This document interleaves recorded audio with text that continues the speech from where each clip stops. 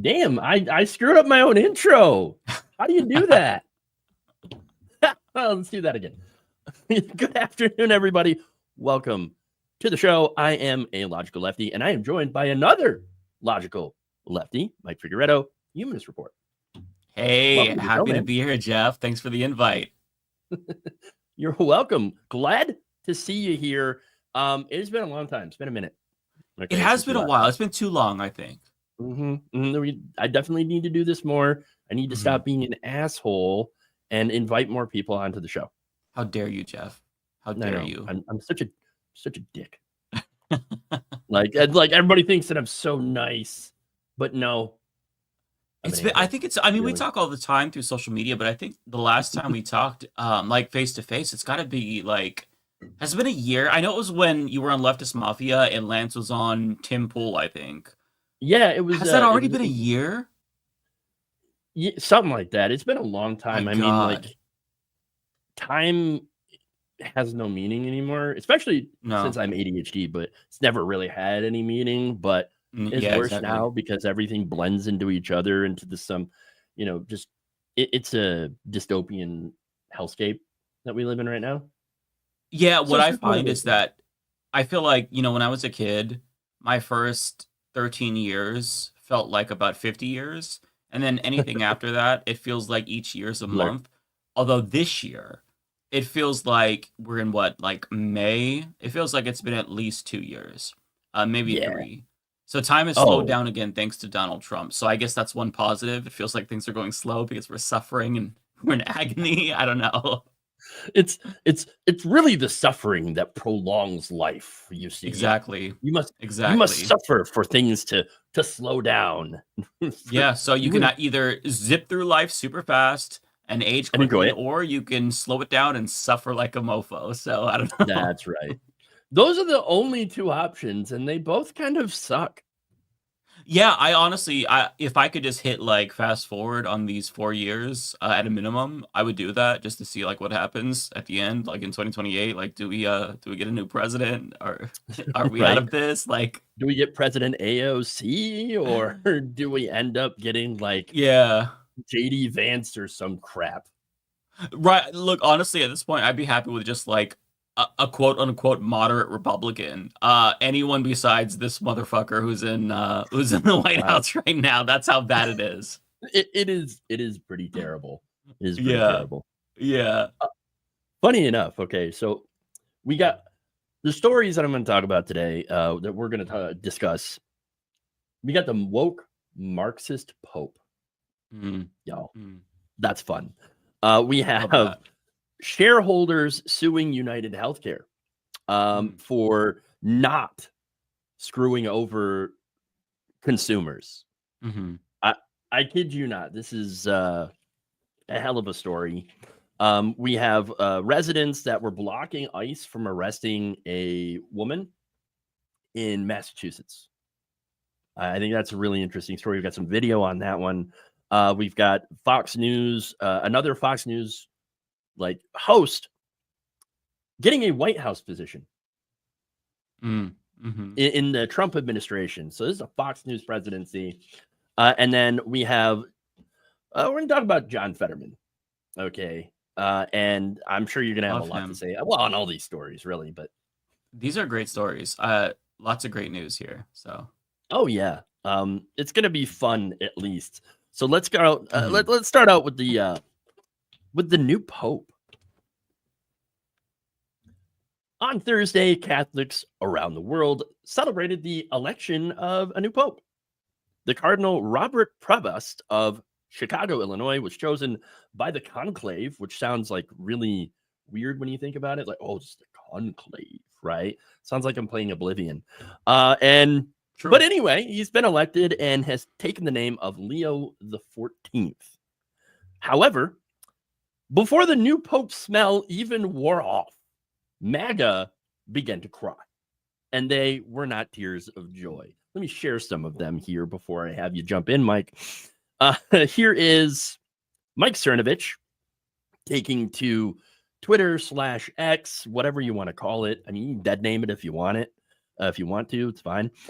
Sorry, Catholics.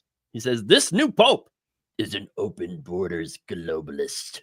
He will be pushing for abortion soon. This isn't a guess, says someone who is obviously guessing here.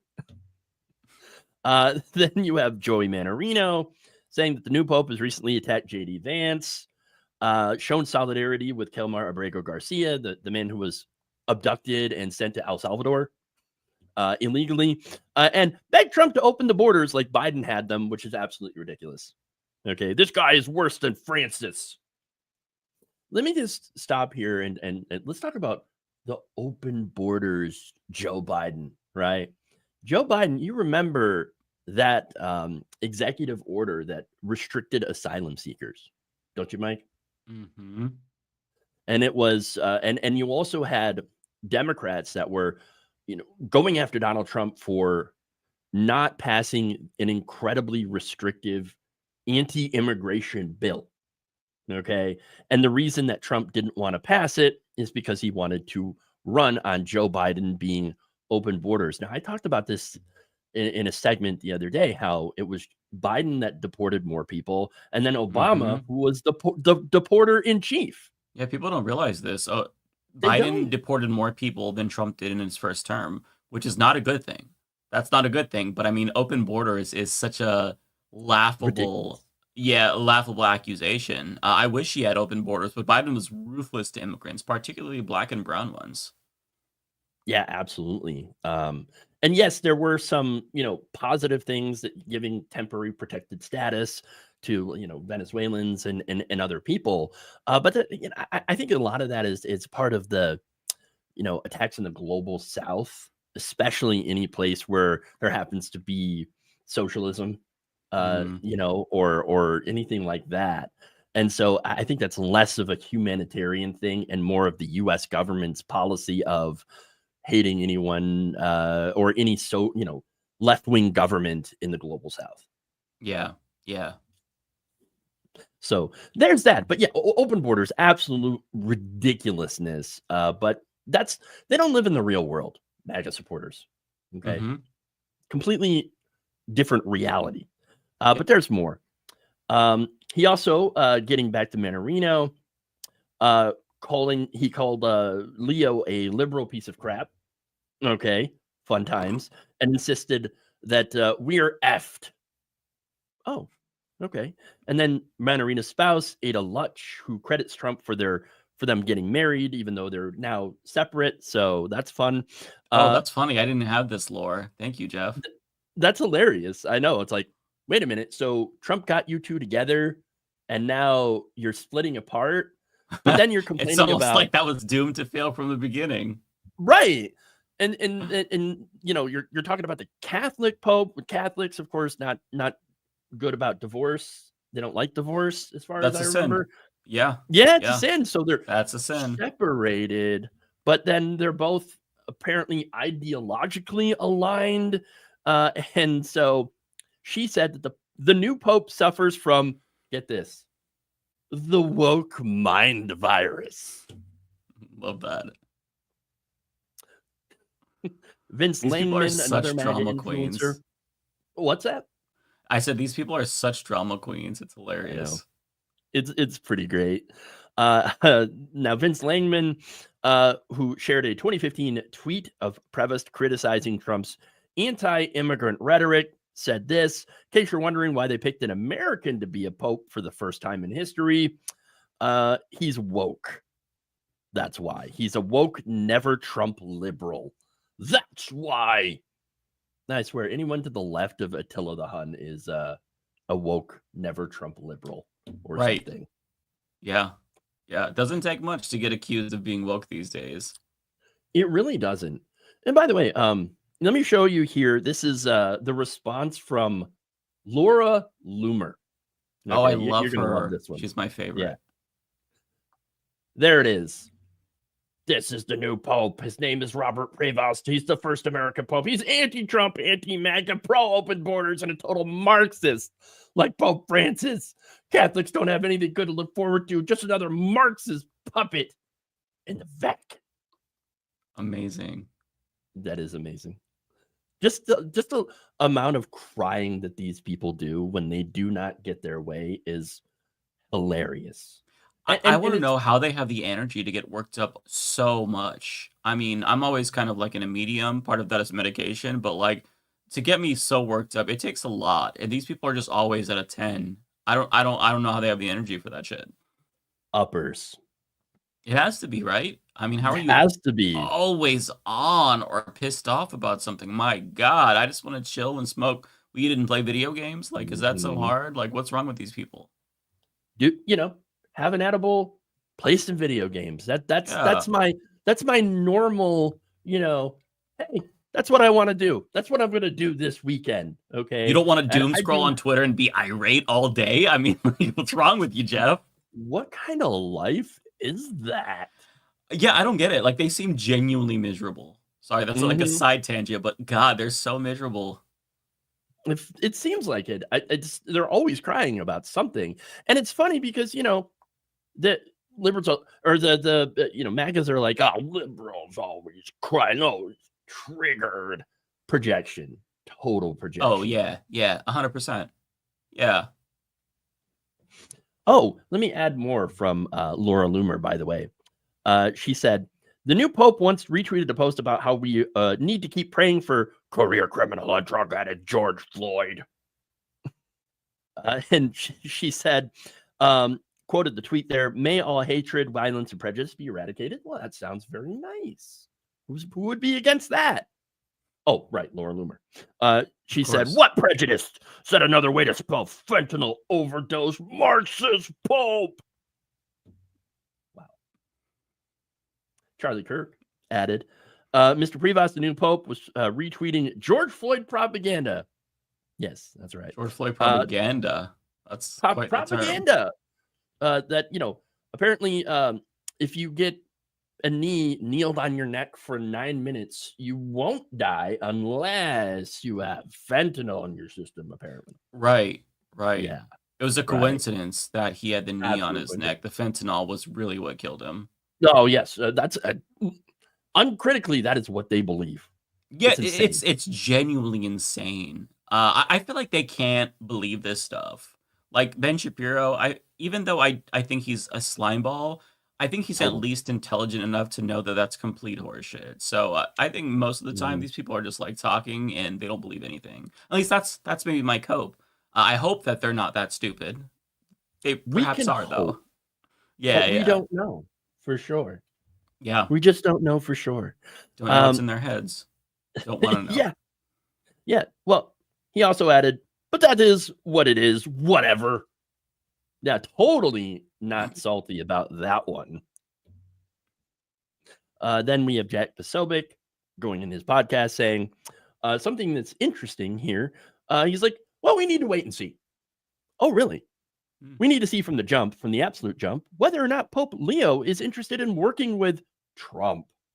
Or, as we can see from his Twitter feed, working against him.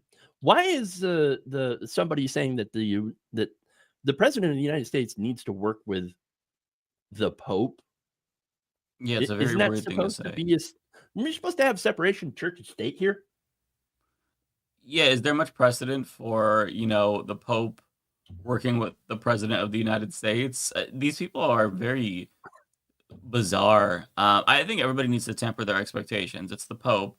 Nothing's really going to change. I just don't understand all of the commotion, honestly. But here's what they want, though. They do want a super conservative Pope. They want somebody that's more conservative than Ratzinger, right? Remember that guy? I used to call him Emperor Palpatine. Okay. That they want someone even more right-wing than him because they want a leader, and conservatives have always wanted a daddy figure. Okay. Yeah, of course.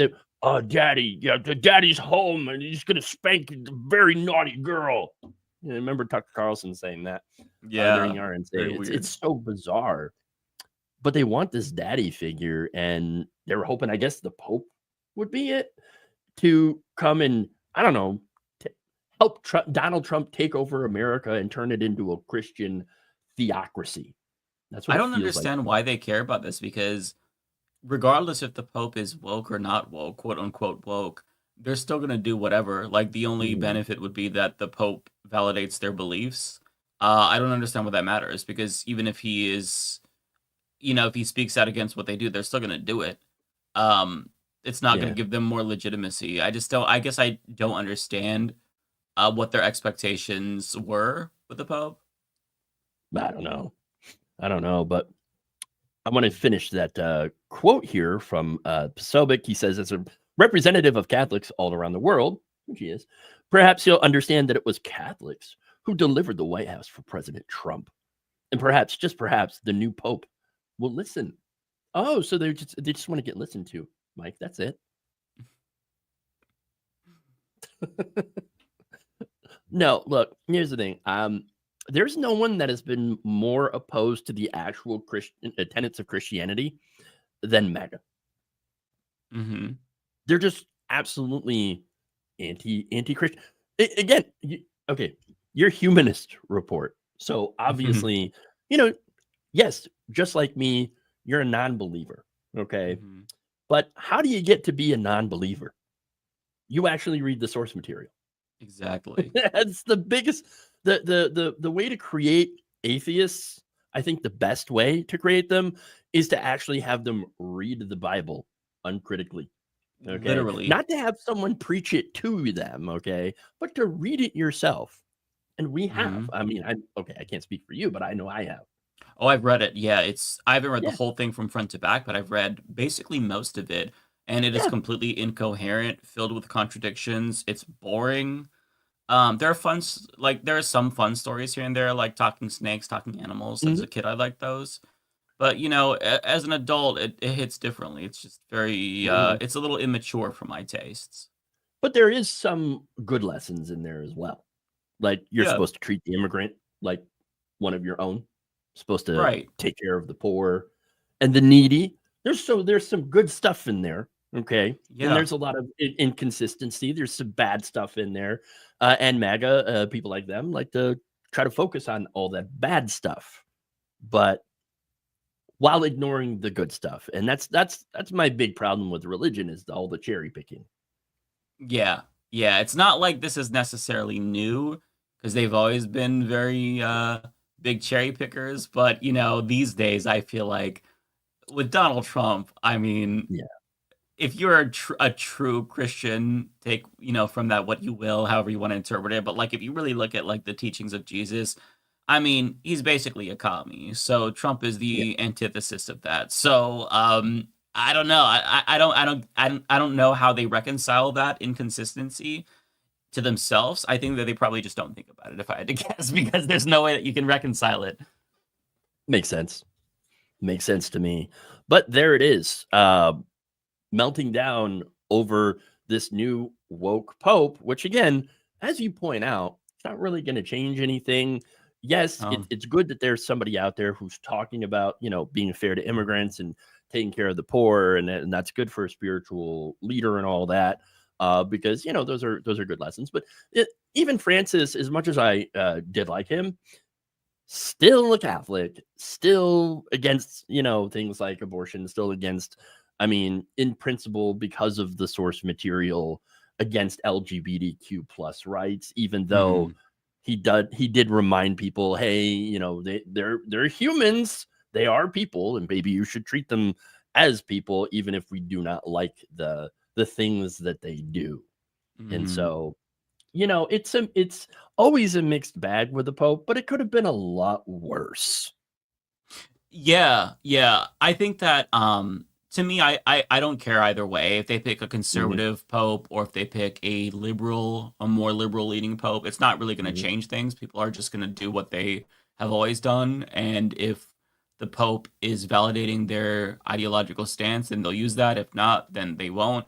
To me, the one thing that I hope for out of a pope is that it'll make conservatives mad. And I got that. So I got what I wanted out of the Pope. And then to All that right. extent, like anything other than that, I couldn't care less about the Pope.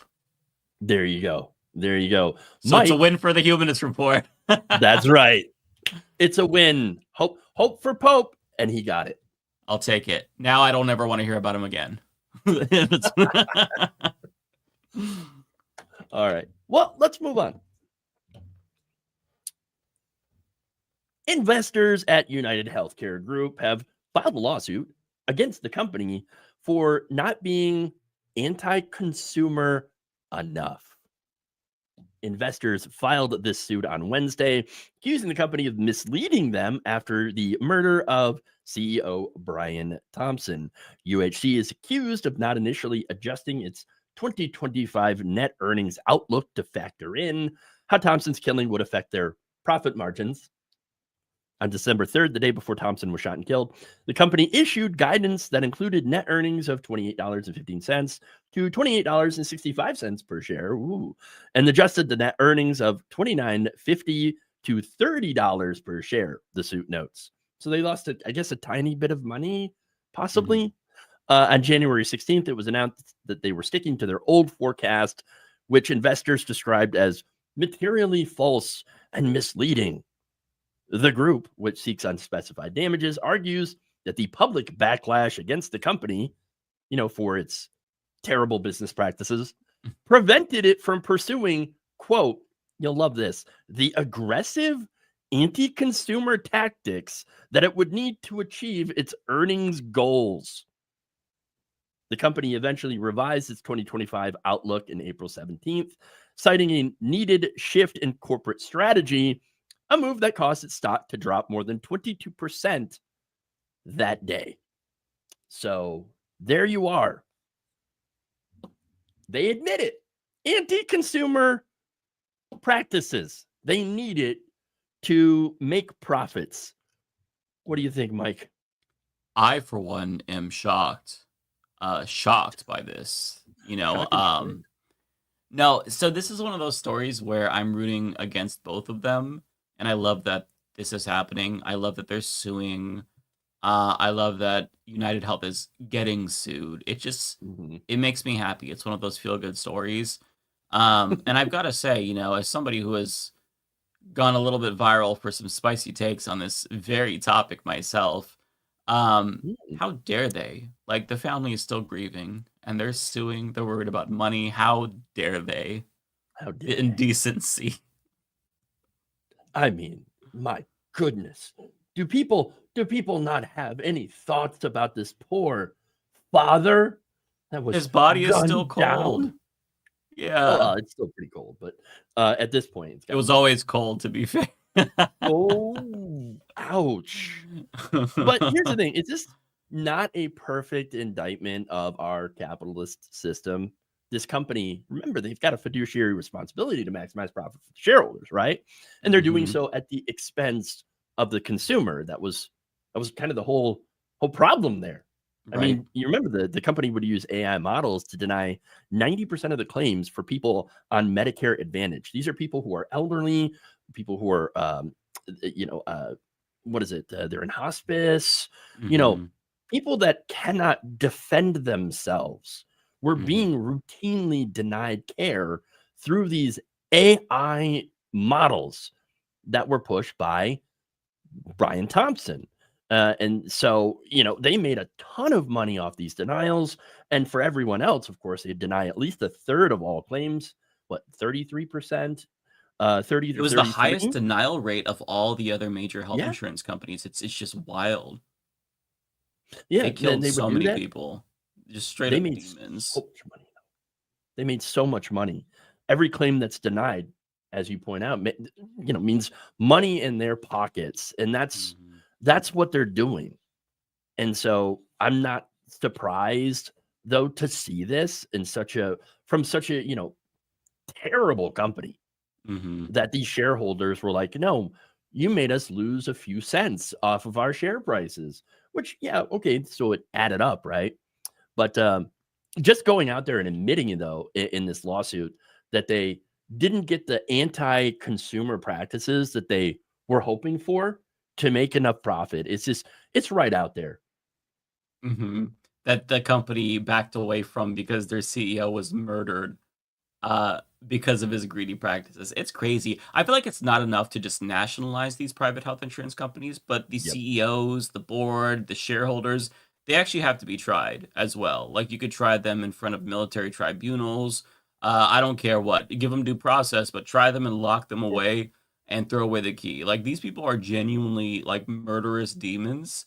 And the fact that politicians are paid to let this continue is just so maddening. Like it just shows you like Hmm. capitalism cannot work and does not work and never will work because this is the result where you have companies that prioritize, profits over people and they die because of it. And Hmm. it's a very sick system.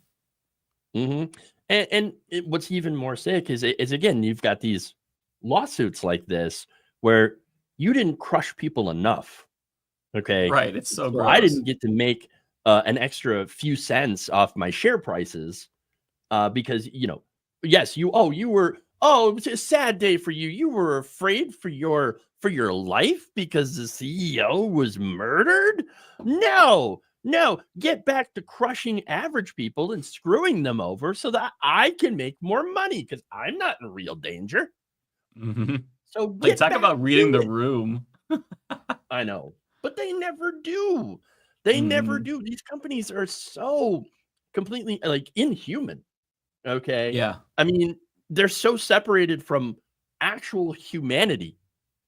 The Mhm. yes, corporations are people, my friend. No, they are not. They are soulless machines that will crush you. Like, it makes me think of like the Terminators, from T2. Yeah. I mean, they're just a mountain of skulls that their tanks are just rolling over, and then you've got a UHC, banner on the side of one of them. Yeah, yeah. And to your point, if they, your quote of Mitt Romney, if they are people, then they need to be given the death penalty immediately. Capital Yeah, punishment. That's where I support capital punishment is, that's pretty much the only corporate death place. penalty. Yeah, Yes, yeah, because shut them down. shut them down. Shut them down. Nationalize healthcare, for God's sake, because we need Yes. Medicare for all. But 68,000 people a year die from lack of healthcare. My sister was one of them back in like 2018. Okay. Awful. Couldn't afford health insurance. I don't even have health insurance. Who's got the money for that? I It's don't. expensive as Yeah. shit. It is Hmm. so expensive. We have health insurance finally, but we have the cheapest plan that we can find, or the second from the cheapest that we could find. And it's over 950 bucks a month. It's Yeah. insane. Ain't n Nobody can afford that. Yeah. And of course, tying it to your job is another really bad practice that we have, Yeah. but that it I think it was designed that way to kinda cover up the real costs of it, and of course, to Mhm. force people to work in jobs that they would be like, "F this is horrible, this sucks," It's also an to excuse keep for them. employers to pay you less because that's part of your Yep. pay. So they use that as, oh, well, we're giving you healthcare. So this is why we don't ever give you raises. It's just all of it is very, very gross. Even though that, we're continuously pulling back on how much we contribute to your health plan every year, and we're Mhm. Yeah, hoping that you right, don't right. notice. I remember I worked at a place where there was, the boss would have monthly meetings with, all the people on the floor. So it was a plastic injection molding company, right? And I remember one of the meetings I actually missed that day. So, Mhm. I'm relying on the secondhand accounts here. But basically, they got everybody into the break room and then yelled at them for their kids costing me too much money from their insurance. Wow. Yeah. And I'm like, F this company. This Yeah, sucks. And this entire system sucks. it's awful. So that's my experience with it. And getting back to that, I hope both of them lose. Yeah, I don't care who wins as long as you both lose. right. Let them That makes fight. me This is one of those let them fight. instances. Yeah, All right. So I guess let's move on to the next one, huh? sure. All right. We got a video here. Let me see if I can find that. There it is. A chaotic scene unfolded in Worcester, Massachusetts. Hopefully, I'm saying that right. On Thursday morning, after ICE agents attempted to arrest a mother clinging to her child. I have a little bit of video for that, so let's take a look.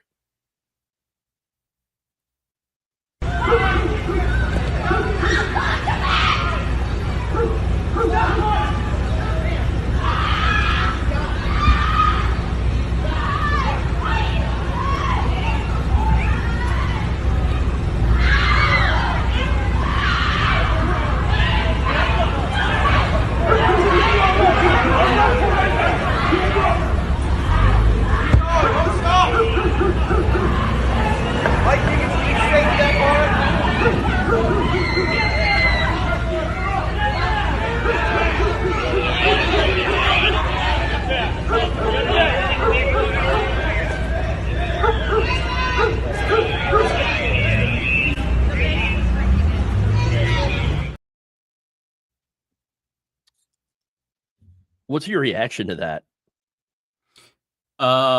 Unfortunately, I'm not surprised, but yeah, it's one of many things that we're seeing across the country where ICE, the modern day equivalent to the Gestapo, is basically they what they're doing honestly borders on satire. There was a different story about a woman who was arrested right after giving birth.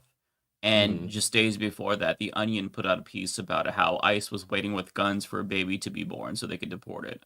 Like, the jokes about how evil they are actually manifesting. Like, this is Yeah. truly like a lawless fascist agency that doesn't just need to be abolished, but there needs to actually be accountability. Like these ICE agents who are abusing power, they need to be held accountable. There needs to be trials, there needs to be prosecutions because what's happening is truly monstrous. Like they are terrorizing communities and they have no regard for the rule of law. Absolutely. Let me give you some details, by the way, because there's a little bit of a bright spot in this story, believe it or not, because you had a crowd, about 25 Good Samaritans, that were blocking that were Love that. blocking this or attempting to block this arrest. I mean, they were demanding that agents identify themselves and produce a warrant, which of course they didn't have.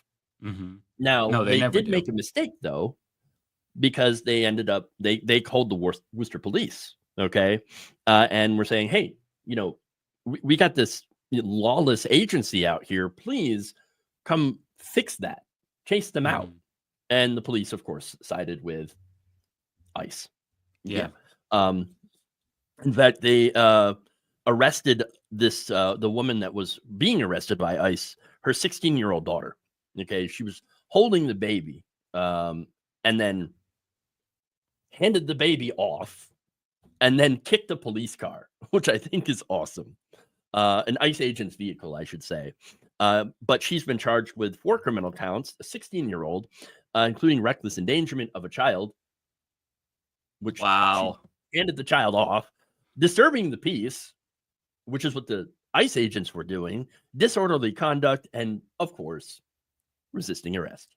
They have to add that in there every single time. Yep. Police described the other individuals as unruly and that they had put their hands on federal agents and Worcester officers. They also arrested a Worcester school committee candidate, Ashley Spring, who allegedly threw an unknown liquid substance on police officers and pushed them while they were attempting to arrest the 16-year-old. Let him go. They did nothing wrong. I think they Mhm. were protecting a member of their community from armed thugs that were just abducting people off the streets without any due process. No warnings, no IDs, no warrants. They wouldn't even let this woman use the bathroom. Okay. An activist, Mady Morales, who was present at the incident, told the news agencies in Spanish, quote, "We asked the ICE agents to let her go to the bathroom, and they told me no, that she was waiting for her lawyer." Well, why couldn't she go to the bathroom and then come back and wait? When federal agents refused, of course, Morales said that they decided to call an immigration lawyer when we were talking to her, she told us that if she wasn't under arrest and there wasn't a warrant, that she could go to the bathroom. And that's when they started pulling her with the baby in her hand. Who's endangering that child? Yeah. Yeah. Now, Morales also said the police started arriving, and instead of keeping the peace like we were doing, they disrupted the whole situation. Well, that's because the police always take the That's fascist what position. they do. Yep. Yep. They're not there to protect you. Mm-hmm. They're always there to protect, well, businesses, mainly rich people, and of course, other fascist ICE officers. Okay. Right. And that's what it is, too. Every red-blooded, patriotic American should be 100% against what is going on in our cities. Now, the crowd, I got to give them credit, though. 25 people coming to oppose this arrest. They were doing the right thing. Their hearts were in the right place. Mm-hmm.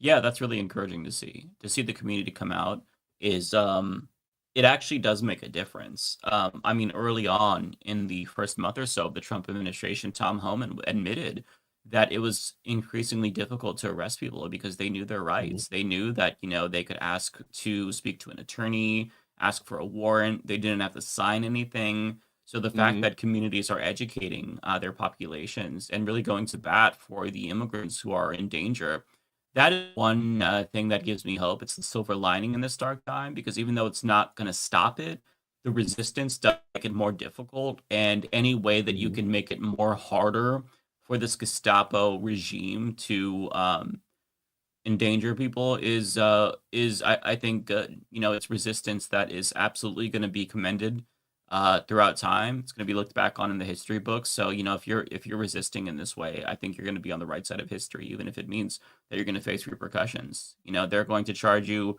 with every bullshit charge imaginable, obstructing justice and whatnot. But I mean, these are lives that they are destroying. I mean, we're talking about, like, they deported U.S. children. One of them had cancer, wasn't allowed to take their cancer medication. And there's now even, I don't know if they've sent anyone yet, but they're going to send Latin American and Southeast Asian immigrants to Libya, which is perhaps even more troubling than El Salvador, just because even though in El Salvador they go to CICOT, which is a concentration camp, for lack of a better word, in Libya, like, there's the prospect of them being sold to slavery. So we're talking about, like, the worst human rights abuses on the planet.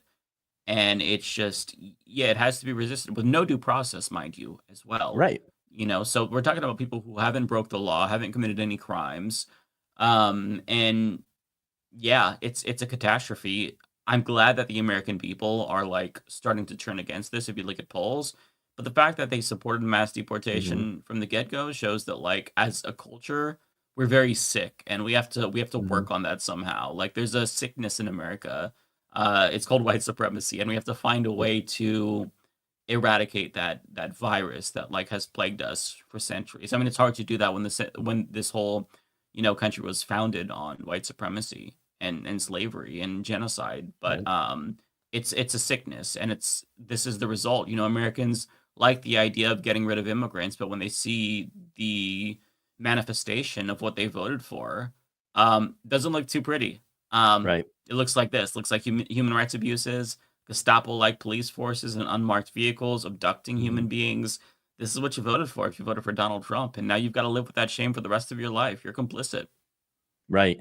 And to be fair, like, there is a ton of propaganda that gets easily swallowed. And I know it's hard for us to be like, well, just don't listen to it then, because there's facts and stuff.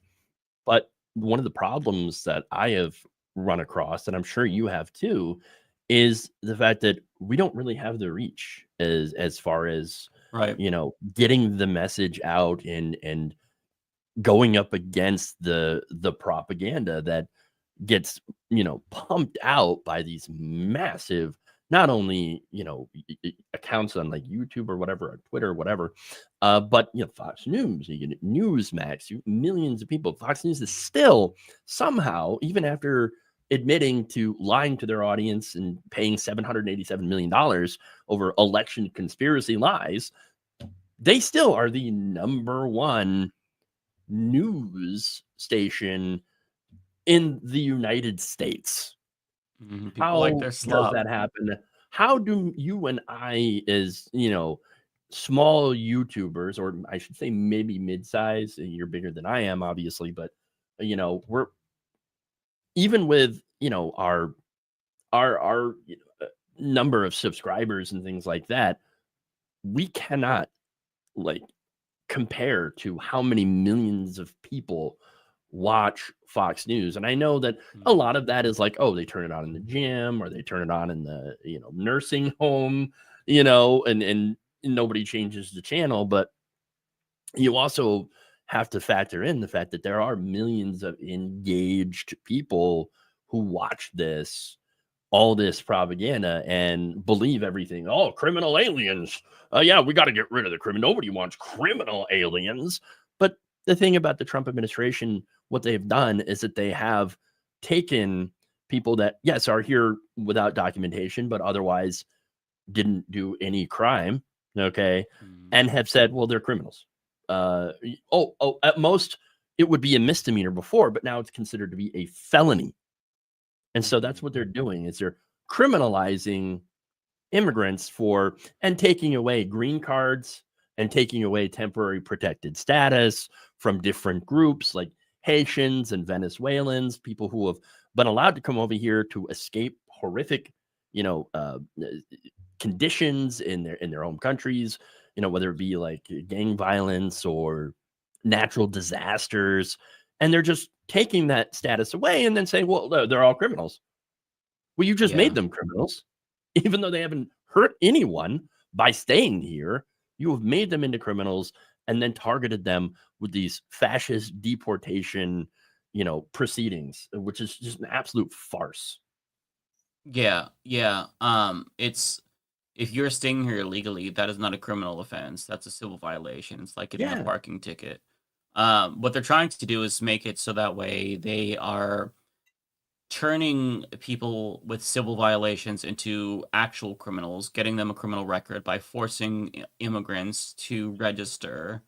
Or that's a crime, but it's like a catch-22 because if they register, then they're putting a target on their heads. If they don't register, then that is another justification to kidnap them and send them anywhere in the world, because now it's a criminal offense according to this administration. It's so gross. It's really demoralizing to see, and I would like to say that maybe this will be the wake-up call for America, but unfortunately it's not. Like, they'll be horrified by this, and then in a couple of years, when Republicans do enough propaganda, to your point, watch enough Fox News, they'll be okay with it again. Yeah. And that's what I'm constantly racking my brain with is, well, how do we push back against that? How do we get it to a point where, Americans are not swallowing that propaganda? And I still haven't come up with an answer for it. 1% at a time, right? There's no good answer. I think that the system is self-reinforcing. Anytime there's real threats to the system, capitalism, like the prison industrial complex, is all interconnected. But like anytime there's real threats, it reinforces itself. So it's very, very difficult. It's an uphill battle, but the best you can do is what you're doing now to reach as much people as possible. You're not going to change the world, but if you could change a couple of hearts and minds, I think that's worth something. Well, there you go. There's a little bit of hopium, I guess, in this pretty That's all you're dark cloud. It's that small, much. but That's it is it. there. No more. Just that. Yeah. Well, got to keep our expectations realistic, Mike. Absolutely. Absolutely. All right. Speaking of, by the way, Fox News and propaganda, a bit of a good segue here to one of Donald Trump's newest picks. Oh, boy. After President Donald Trump's first pick for D.C. prosecutor, Ed Martin, failed, surprisingly, with the help of Tom Tillis and several other prominent Republican senators. So apparently Ed Martin was their line to be, too much, because he was absolutely weaponizing the justice system. It's okay, though. Trump has reached into the bottom of the Fox News barrel to pick his new DC prosecutor, because for DC prosecutor, you can't just have someone in that role acting forever, or else, he would. Okay. Mm-hmm. But there's a shelf life. And so Martin, if he hadn't been, or, since he didn't get confirmed, he was on his way out anyway. So now they had to pick someone else. Who did they pick, Mike? Judge Janine Judy. Pirro. Yes. Judgy Janine. Taking to his platform, Truth Central. I'm genuinely excited. I love Judge Janine Pirro, even though she's a terrible human being. Like, if you knew her on an interpersonal level, she'd be like the funniest drunk aunt. If you can like tolerate her, I think that the drunkenness makes her more lovable. When she's sober, she's like the most racist person ever and the most homophobic person ever. But when she has a couple of drinks in her, she's like super loving. She's super kind. This is like my fan fiction of Judge Janine Pirro. I'm a huge fan of what I've envisioned in my brain about her. Sorry, that's that's hilarious. That's hilarious. But okay, before I get to that and her drunkenness, because it's definitely alleged drunkenness, I should say. Mm-hmm. I don't want to be accused of defamation or something. Right. So we're accused. Before we get to that, though, I do want to read Trump's announcement for this, or some of them. Oh, by the way, the comment here, let me just read this first. Boofed It writes, Judge Wine Mom. Oh, I love that. That is the energy that she brings. I wouldn't say wine mom. She brings very strong, like, auntie energy, but also like grandma as well. I'm mixed. Like, for me, it'd probably be auntie because I'm a boomer. I'm very old, but like I could see her being like a grandma as well. Yeah, the drunken grandma. Now, Trump said, I am pleased to announce Judge Janine Pirro will be appointed interim United States Attorney for the District of Columbia, because, again, she is going to have to get approved by the Senate, confirmed by the Senate. So, oh boy, those will be fun, those hearings. In addition to her legal career, Janine previously hosted her own Fox News show, Justice with Judge Janine, for 10 years. It's currently co-host of The Five, one of the highest rated shows on television, which I'm reading this because this really shows you why Trump chose her to begin with. Mm-hmm. Okay. He probably and it likes all The Five. has to do with her being on TV. Yeah. He loves her show. Yep. Janine is incredibly well qualified for this position and is considered one of the top district attorneys in the history of the state of New York. She's in a class by herself. Congratulations, Janine. Yeah, it's probably because people might not want to be near her in her class. Yeah, I was going to say, I'd agree with that, but for different reasons than Donald Trump. From 1995 to 2004, talking about her qualifications, Pirro did serve as the district attorney of Westchester County, New York, and in 2006, unsuccessfully ran as the Republican candidate for Attorney General of New York. I didn't know that. Because, again, all we know of Judge Janine is that she is likely always smashed on air and is funny to watch. Okay. And in her cameos, have you ever seen her cameos? Oh, that's the peak Janine Pirro content right there. She has the longest millennial pauses imaginable, always completely drunk, allegedly. They are the best Janine Pirro content you can find. I swear to God, you can watch those cameos for hours. So this is where, because I was wondering, like, wait, you're getting like anti-grandma energy from her. Like, where are you getting this? Because if you watch her show, she's unhinged. Okay? Yeah. It's the cameos. Oh, and don't get me wrong, I love her show too. I mean, this is the woman who brought us Demon Rats. She was like, we need to call Democrats Demon Rats. And I thought that was the most clever thing I've ever heard. Loved her ever since. But the cameos are really where she shines. Like, honestly, I spent a Twitch stream just like 30 minutes going through her cameos and couldn't get enough. She's truly talented. I if she's not confirmed, I might go protest. She's in a class all by herself with the Yeah, cameos. yeah. But okay, so on a serious note, though, this is yet another example, because I love to call this the Fox News presidency, because Mhm. I mean, look at all the people. I mean, yes, she's the newest pickled pick for the Trump administration, joining Pete Hegseth, of course. So glad that So he's yeah, they're confirmed. gonna get smashed together probably. Oh yeah. Oh yeah. But then you have Sean Duffy. He's the Secretary of Oh, I forgot about Transportation. him as well. Yeah, he's from Fox News. Previously from The Real World or Road Rules, was it one of those MTV I think it shows? was real. I think it was Okay, real world. okay. Yeah. Kimberly Guilfoyle, the best is yet to come. Okay, Mm. she's the nominee for ambassador to Greece. And you got Dan Bongino, deputy director for the FBI. Freaking Bongino. I can't It believe just that makes the me think of deputy that song too. director to the FBI has been blocked on Twitter. Yeah. I don't know if I Well, should you be know proud what? of that or feel threatened. You should probably be like, you know what? That is against my First Amendment rights. Okay. He cannot Mhm. block me. He is an official of the government. And that's my First Amendment right to have him unblock me so I can call him names. Yeah, all I did was say that his head looks like a GameCube. I was quoting Marrow. Who said that he looks like the brave little toaster. He has like a square head. And I thought it was hilarious. So he blocked me because I said he has the GameCube head. Like, don't be a little snowflake. Say, hey, you know what? GameCube people like GameCubes, okay? I It mean, could be look, worse. when I grew up, I didn't have a GameCube. I was a PlayStation person, right? Mm, But GameCube had a lot of solid entries though. yeah. You know, a lot of solid Mario games. I Luigi's mean, Mansion was a launch game, along with Wave okay. Race, Blue Wave. Solid, solid titles. I was a GameCube kid, so So there you I go. was That's there. near Yeah. and dear to your heart.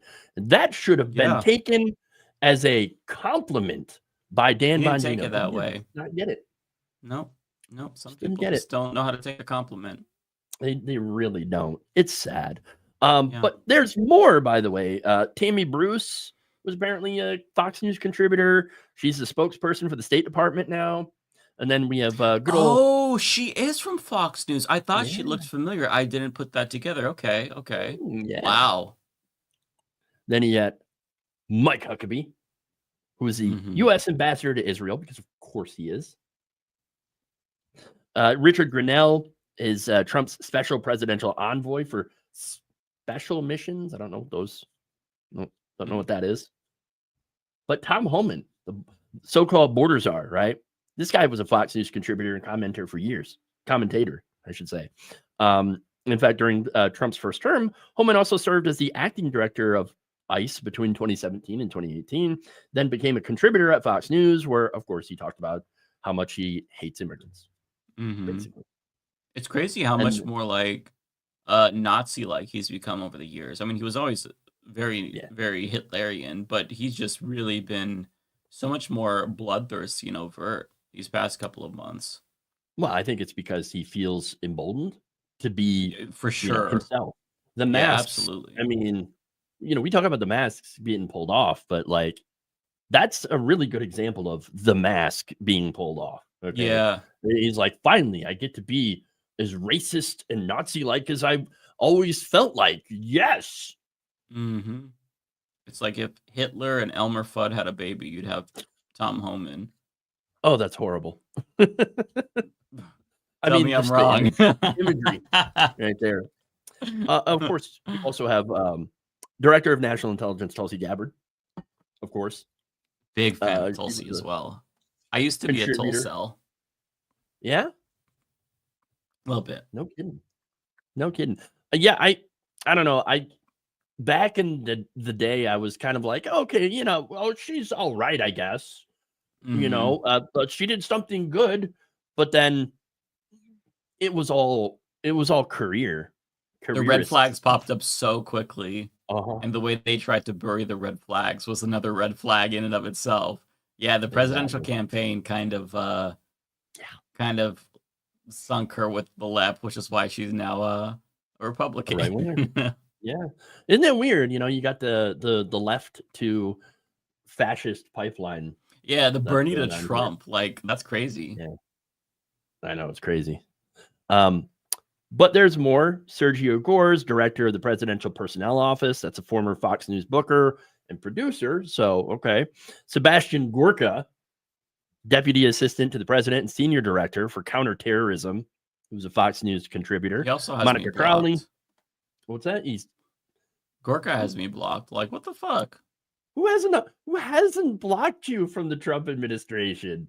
Yeah, I mean, I'm happy because they can't see, the shit talking that I'm doing to black bag me and kidnap me. So maybe it's a blessing in disguise. Well, I was gonna say but I want them to see me make fun of them. But then, yeah, the whole I don't know, man. I don't know. yeah. So that's a good point. They might drone strike you. Well, I guess it kind of would be a little epic because you would think that it would be one of those galvanizing moments in American history. It would be awesome to be like the first American drone striked in America. Yeah, yeah. I mean, you'd get some clout. You get views from that content right there. that is content for sure. Monica Crowley is a nominee for State Department Chief of Protocol. She's a contributor. Dr. Janet Nishawat is a former nominee for Surgeon General. Morgan Ortagus, who's a deputy United States Special Envoy to the Middle East. And again, these are all former Fox News people. So again, that's a lot. Wow. Donald Trump sees someone on Fox News and he immediately has to hire them. It's amazing. Imagine though, if Biden had done that for people at MSNBC. You know what I'm saying? It's the opposite with Democrats. They get hired and then they work for MSNBC, not the other way around. Exactly. And just imagine too, and this is crazy pants right here. All right. Imagine a president picking someone from independent progressive media. We got I literally can't imagine that. Mike Figueredo over here working in the White House. Would never happen in a million years because Democrats actually hate independent progressive media. But I feel like that position is a very gross position where you have to lie for the administration. If I were the press secretary, I'd be like, well, you know what? Actually, you have a good point. I think that the president fucked up here. I'll talk to him about that. I don't agree with that, but this is the line that they're telling me to give you. But you shouldn't buy it. It sounds like bullshit to me. I'd have to do it that way. That's fresh honesty, though. I think people would actually appreciate that. Not the people not your bosses, but certainly the American people would probably appreciate that quite a bit. Yeah, absolutely. Absolutely. I would. Yeah, me too. Let's get some, honesty up here, right? If we had honesty about, President Biden while he was running his, re-election campaign, then, well, maybe we wouldn't be in this particular mess. Yeah. I'll be honest, Jack. I'm dying, but I still want to run. So, I would have been like, you know what? Fuck it.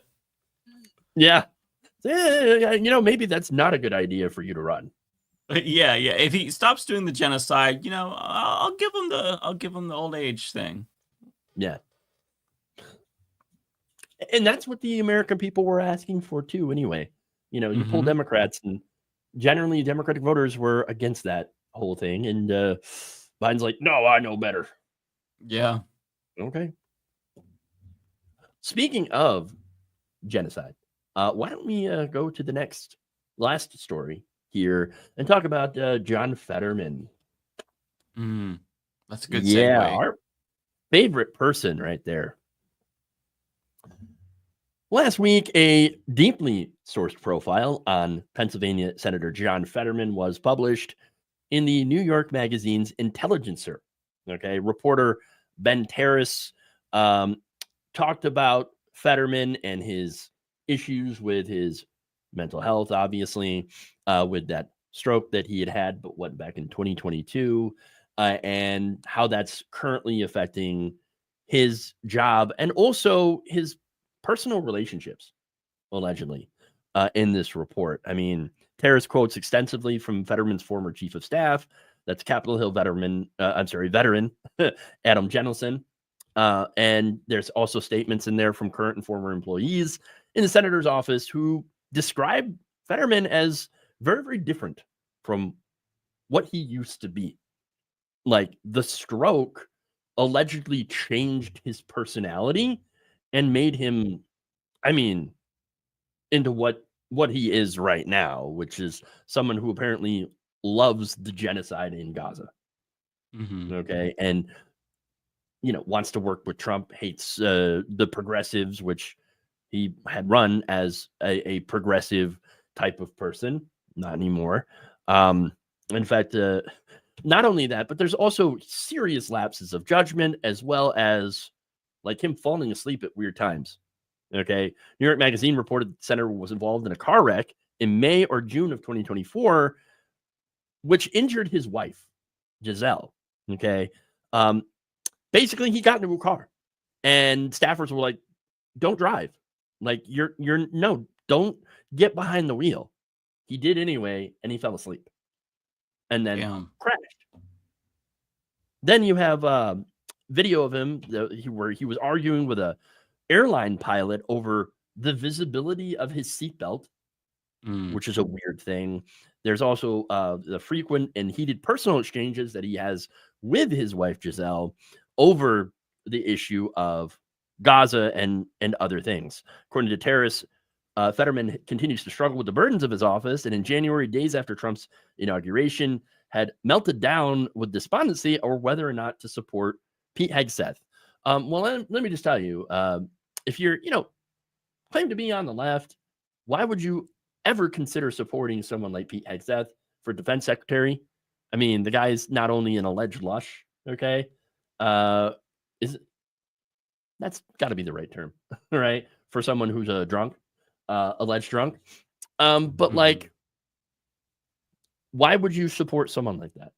How could you support someone like that if you're a Democrat? It doesn't make any sense.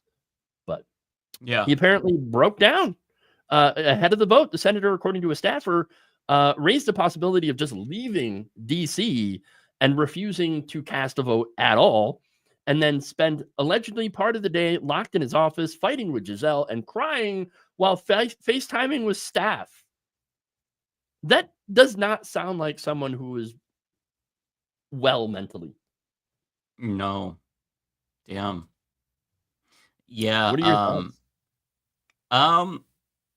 Yeah, I'm glad that he's suffering. That does make me happy. I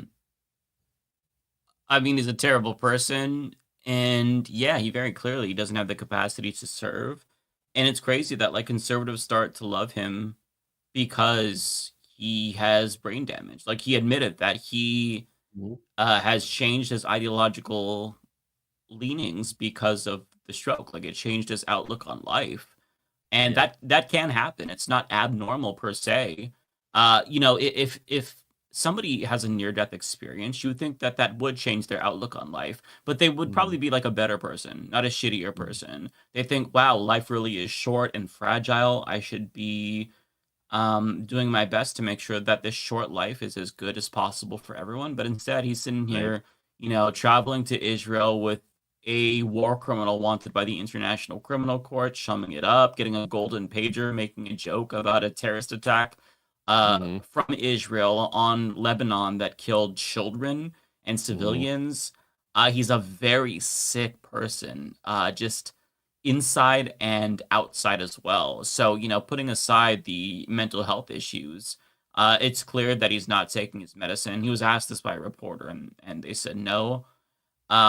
But, mental health issues is not an excuse to be a terrible person. A lot of us suffer from mental health issues. I suffer from multiple mental health issues, and I'm also not genocidal. So the fact that he is also suffering gives me a little bit of hope. Like, there's an article where he slammed his hands down on the table and was like, why does everybody hate me? What did I do? And that made me smile because it's like, okay, at least he knows.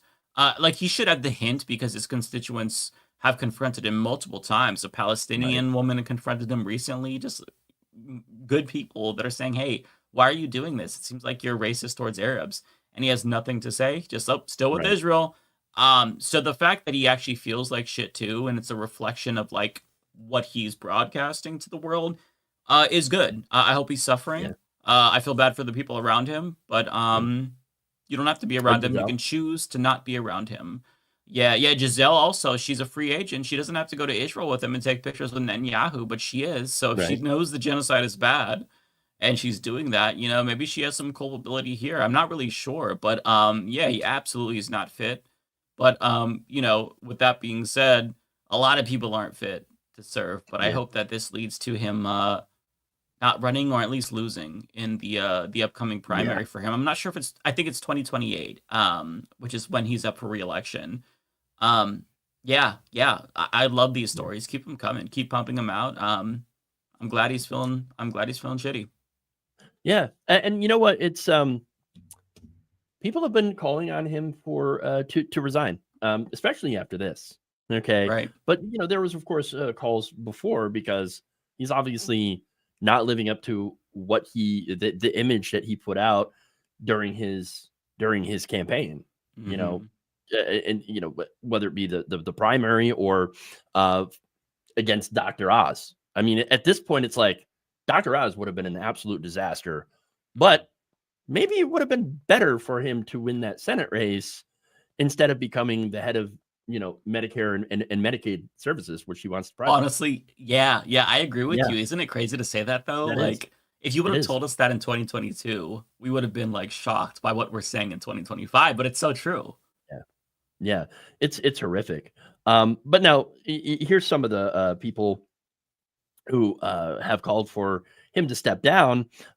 This is, let's see, uh, a Philadelphia based Democratic operative who worked as a staffer for then Senator Bob Casey. This is Rotimi Adoy, I believe, saying the Fetterman story is troubling, not just because of chaotic staff allegations, but because someone clearly still struggling with their mental health shouldn't be in such a high stakes role. The only Hmm. solution is political. Fetterman should resign. Okay. PA Dems need a robust primary. I agree. Another one, this is Mehdi Hassan. Okay.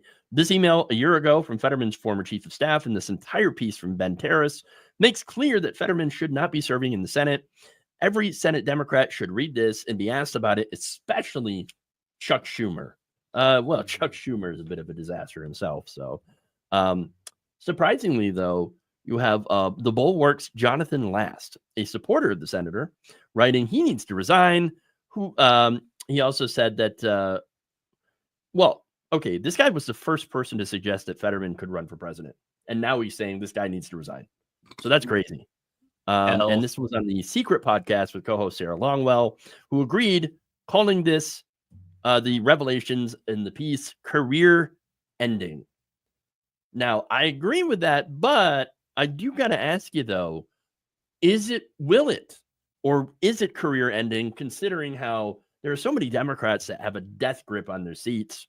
It wouldn't Hmm. surprise me if he tries to stay. And if the Democratic Party, which so far hasn't really said anything about it, will circle the wagons around him. Hmm. I mean, that is something that's on my mind because I mean, you look at Jerry Connolly, for example. You look at I mean, Dianne Feinstein. You look at all these Democrats who are very elderly at this point, and are not well mentally, that continue to get protected in their positions of power.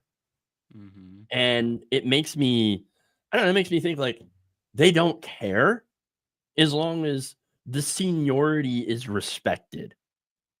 Well, and I think it even goes beyond that. Aside from the elderly people in the party that won't Yeah, resign or pass the torch, there's people like Eric Adams, where Hakeem Jeffries won't even denounce. right. He'll say something to the effect of, "Well, I think that's for the people of New York to decide." You're from the state, you can't weigh in at all.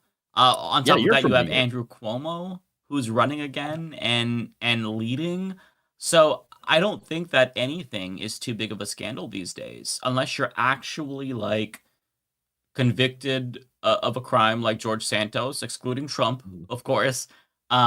It's really hard to get somebody out of their position. Once you have power, you just got to cling to it, and eventually people will forget. So this is like compared to the other scandals, this is pretty minimal. I mean, Donald Trump was found liable for rape in court, right? Right. He's a convicted felon on 34 counts. So if that's the climate that we're in, I don't think that a story about, John Fetterman allegedly abusing his staffers is at all even Mhm. going to be on the radar. And Democrats certainly are going to circle the wagons. I'm afraid to your point, Jeff. I just feel like it's not Yeah. to them. They're not even considering that. Well, they're doing what the Republicans did for, that they did with Donald Trump, and that is Right. to, stand up and defend their person.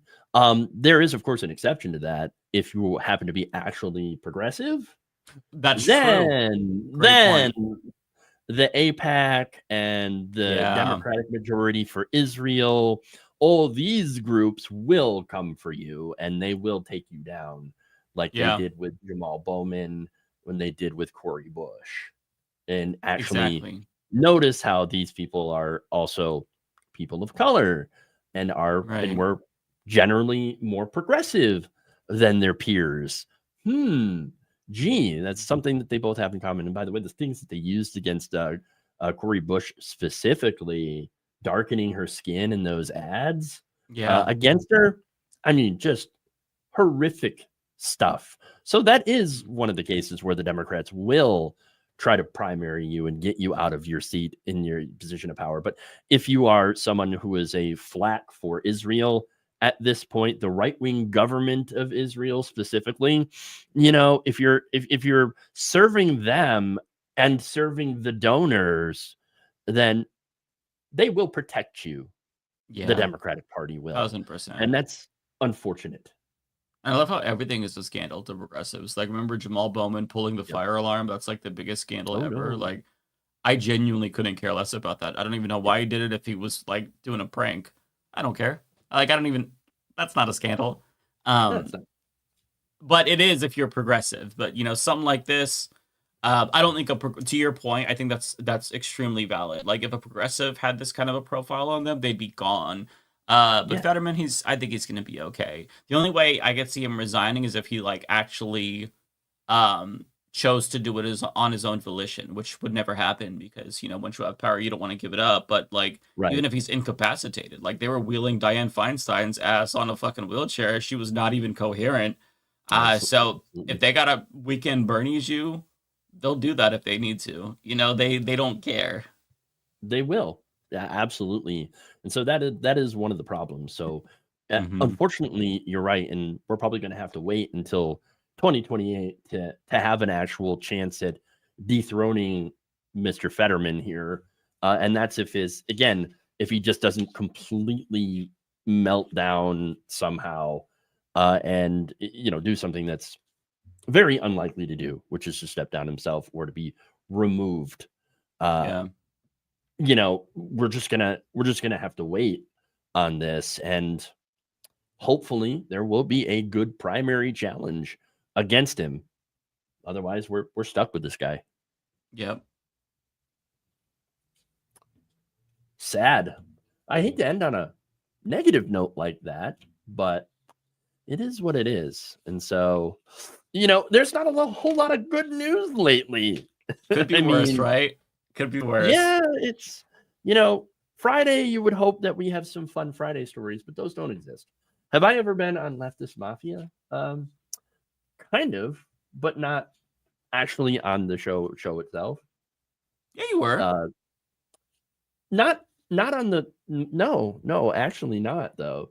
This was when um remember when Lance was on Tim Pool show? Hmm. That's when I was there, but it was not like Like the with full everyone crew, else. right, right, Yeah, right. it wasn't You with weren't the on crew. proper, on proper. Exactly, Yeah, you're exactly. still part of the cinematic universe of Leftist Mafia. But Well, yeah, we'll that's have to good. bring you on for a proper. You do, because I've been very excited. You know, like, "Ooh, where's that invite? I'm looking for it."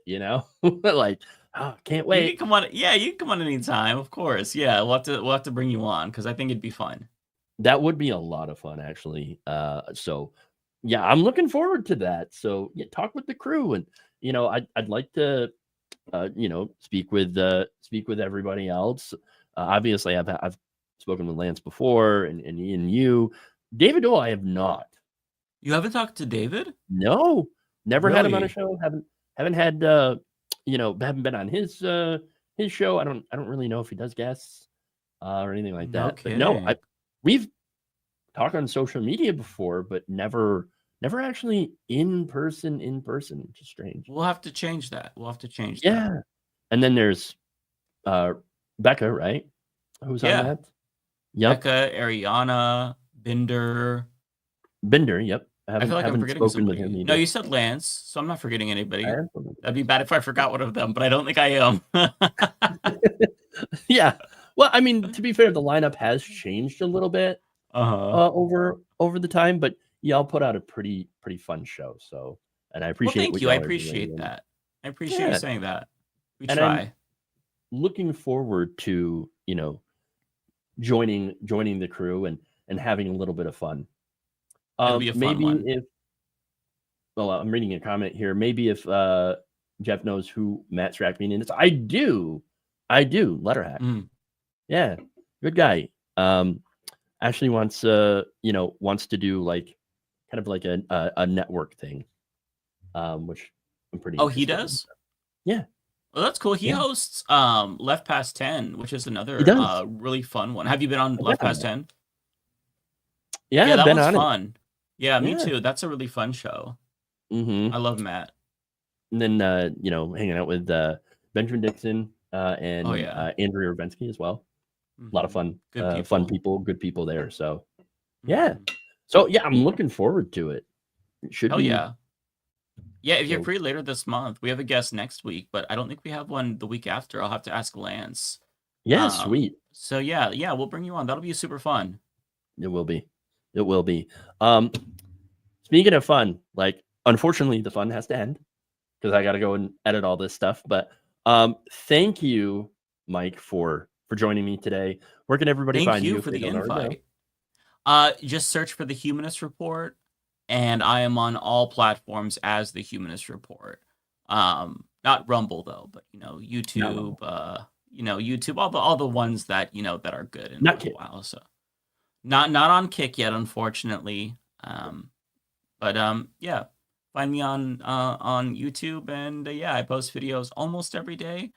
And yeah, if you like Jeff's show, I think you'd probably like my show as well. Very similar. We are pretty much ideologically aligned Hell yeah. on most things. I don't know if we have any disagreements on things. I'm sure we do if we really got into the weeds, but we're pretty much like Maybe. identical ideologically as far as I know. Yeah. I mean, if we could talk like about some of those things or find one of those issues, I'm pretty sure we could have a pretty good conversation and not end up like other hosts that have had disagreements. Oh, I'd fucking destroy you, Jeff. You don't have a chance. No, I'll just be like, you know what? No, that's actually a really, really good point. I know we're both too like amicable Nice. and nice to like ever be like those relentless debate bros that shit on each other. I just don't like that. Like I feel like those vibes are not what I'm going for. Yeah, it is so amazing that you have like this vitriol over like a what generally is a minor disagreement, right? Mm-hmm. And they just like go to war with each other. And it's like half of this has got to be just drama farming in a way. Yeah, it takes a lot for me to get worked up, so I can't like. I don't know if they're putting on for the camera. Maybe they are. Maybe they aren't. I have no idea. That's what I'm But like saying. for Maybe. me, I just don't have the energy. I feel very like it takes a lot. I have to be like kind of deep into a story to really like get pissed off or animated. Exactly. It's a lot. I'm just very I don't know. I feel like I'm pretty mellow, but then again, I'm not like the best judge of myself. But I feel I don't know. No, I'd say you're pretty mellow, like kind of like chill. Yeah, For the I feel like most part. we're on the same like level temperature wise, where we Mhm. kind of just like, you know, it takes a lot to get us animated, right? Like it's happened, of course, but it takes a lot. I've seen your posts. Yeah. But I think that part of that, the response to it is far more animated and angry than I think that you were when you made that post. You're just like, I'm gonna post that this person is a piece of fucking shit. I don't know what you're talking about, Jeff. We'll see what happens. See what develops. I don't know what you're talking about. I've never done anything like that. You're like, those are lies, damn lies. Deny. This is defamation. I'll see you in court. Well, again, this has been awesome. It's been a lot of fun. Absolutely. Gotta do it again. Yes, for sure. We'll talk soon, though. You'll be on Leftist Mafia soon. Absolutely. Gonna have I'm gonna try to find something to disagree with you on. We'll find something. We'll find something. We have to get to very like nerd esoteric shit, like video game lore or something, and then I feel like we can really something. I feel like it's gonna be something like that, right? Probably. Like, although I don't know if I can get fired up about that as well. I don't know. Yeah. I'm on so much SSRIs that I can't like. I'm always here. I'm never here or here. So it's I don't know. No, I'm too calm, right? Mm-hmm. Even when I have, I'm drinking, coffee all the time, and I, ADHD meds and stuff, and I'm still way too calm. Right. Coffee does kind of like elevate me a little bit, but still, I think it's rare. I don't know. Coffee just makes me feel like slightly alive and not quite like a walking corpse. Okay. That's fair. Yeah, I kind of feel the same. Yeah. But anyway, everybody, thank you for tuning into the show and this conversation. Deep dish or thin crust? I'm gonna go with thin. Go with thin crust. Says, well, that's Nastasia in the comments who asked that question. Neither. Hate crust? You're not a cruster? Crust. I like thick crust. Thin. Oh, okay. Yeah. I'm not into deep dish, so I guess I would choose thin. But if I had to go with it, I'd go with thick crust. Yeah, I like a thin crust. But I will also have a normal crust, right? Or I like them stuffed thick. Crust. Oh, like them nice and thick and juicy. I like them thick. Yeah, stuffed crust is the best. Yeah, now we're talking. Up those calories. Really, yeah, that's good. Like the cheesy stuffed crust. Yeah. Gotta love that. Now I'm getting hungry. Who asked that question? Ban them. They're making me hungry. I'm just kidding. Mike is into thick crusts, he says. THICC. Yep. ICC. Exactly. Yep. All right. Everybody, thank you for tuning in. Again, thank you, Mike, for being here. Please, if you like what we're doing here, you can join Mike's Patreon if you still have one. Human Report, right? I do, yeah. Yeah. So, support him on YouTube or on his Patreon. Support me, patreon.com/jeffwaldorf, or, become a channel member on our respective channels, and, really support the things that we're doing here, having good, honest conversations, having a little bit of fun while talking about the disaster that is going on in, everywhere, really, just everywhere. But yeah, the disaster. And you know what? Social media, Mike, they can follow you on the different social media platforms. Yeah, it's usually Humanist Report or Mike.Figueredo. Mike.Figueredo on the meta ones, Humanist Report on all the other ones. So yeah, I'm not super active, but I'm there. I'm there as well, and you can see my videos. I'll post them, and occasionally say something about a story, share some stories and things like that on my social media. So follow us there. That's usually logically leftist or Jeff Waldorf. I'm not sure which one now, but yeah. social media, all my stuff is in the description. So there you go. But all right, everybody, take care of yourselves, your families, your communities. Change begins with you at the local level. So make sure to protect your friends, your family, your neighbors from this, MAGA takeover, fascism, all that stuff. And we'll see you all next week.